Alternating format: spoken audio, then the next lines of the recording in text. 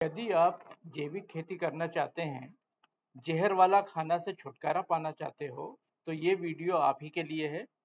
नमस्कार दोस्तों, आप देख रहे हैं बिजनेसमैन किसान चैनल, एक ऐसा डिजिटल मंच जहां खेती सिर्फ जमीन से नहीं, बल्कि सोच से भी जुड़ती है। हमारा मिशन है किसानों को बिजनेसमैन बनाना और खेती को एक सशक्त व्यवसाय में बदलना है। यदि आप खेती में नवाचार, तकनीक और आत्मनिर्भरता की तलाश में हैं, तो आपके लिए ये चैनल बिल्कुल सही है। क्या आप जानते हैं कि आपकी जमीन सिर्फ अनाज नहीं बल्कि जिंदगी भी उगाती है? आज हम जैविक खेती के बारे में जानेंगे। तो चलिए शुरू करते हैं। सबसे पहले जानते हैं जैविक खेती की परिभाषा।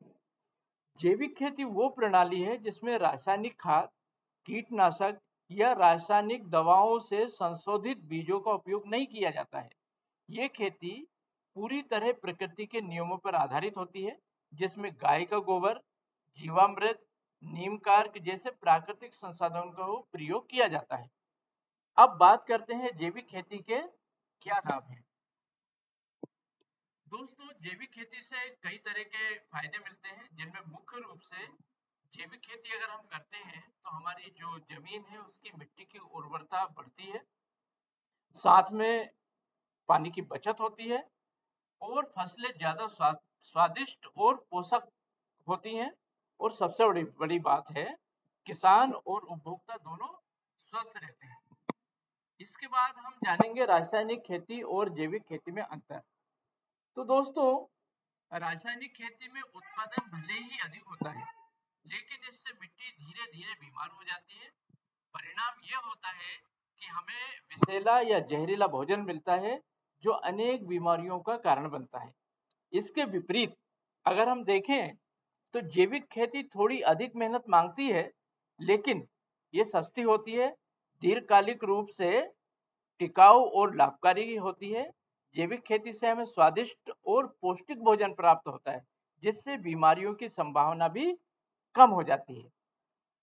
अब हम जानते हैं कि जैविक खेती की शुरुआत कैसे करें। ये बहुत बड़ा सवाल है, कैसे हमें शुरू करना है। तो देखिए, पहला जो तरीका है, पहला कदम है, वो है रासायनिक खाद, कीटनाशक और रासायनिक दवाओं से संशोधित बीजों का उपयोग बंद कर देना। दूसरा कदम है जीवामृत, गोबर खाद और नीम तेल जैसे प्राकृतिक संसाधनों का प्रयोग करना, अर्थात जैविक खाद और जैविक दवाओं का उपयोग करना।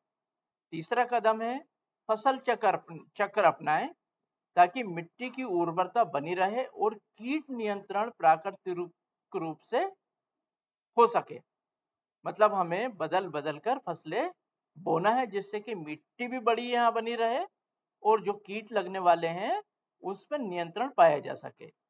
अगला जो कदम है वो हमें सरकार से सर्टिफिकेशन लेने का है, जिससे कि हमारी उपज को हम जैविक मान्यता दिलाकर उसको अच्छे दामों पर हमारे देश में और बाहर भी बेच सकें। तो पीजीएस या एनपीओपी में सर्टिफिकेशन के लिए आवेदन करना चाहिए हर किसान को। और अगर वो ज़्यादा पैसा ना लगाना चाहते हो तो पीजीएस में सर्टिफिकेशन करके हमारे देश में जैविक उत्पाद को बेहतर दाम में बेच सकते हैं। अगला जो कदम है इसकी मार्केटिंग से जुड़ा है, जो कि लोकल मार्केट या ऑनलाइन प्लेटफॉर्म से जुड़कर आप अपने उत्पाद की बेहतर बिक्री और ब्रांडिंग कर सकते हैं।